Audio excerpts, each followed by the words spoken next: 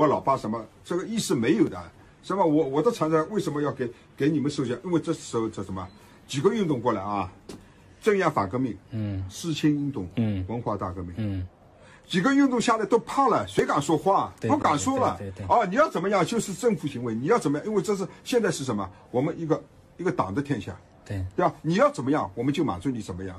要不就我死掉了，对吧？我们理论里死掉好多人了，文化大革命搞死的。但是现在来说，你简直就是什么蛮不讲理。你把这个老百姓的利益放在哪里啊？放在比非洲人还不如，对吧？非洲人还是第一位了，我们这真正的中国人是没有第一位的，对吧？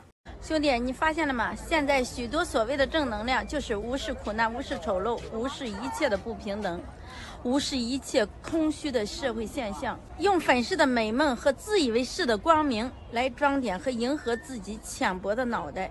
但是对于那些无奈的躺平的人，别说什么刺激消费了，你就是把他刺死，他也不会去消费，因为他口袋里空空的，即便电击也是白费。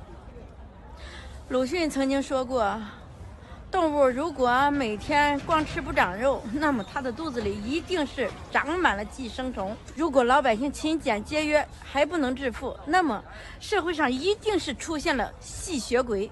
很多的时候，我们逼着自己往前走，不敢怠慢，不是因为前面的风景有多么的迷人，多么的壮观，多么的好看。我们忙着生活，忙着能住的温吃的可口一些，忙着补充能量，没有心思去发现它们的美，而后面的现实却很残酷，很无奈，很冷漠。我们不敢停下蹒跚的脚步。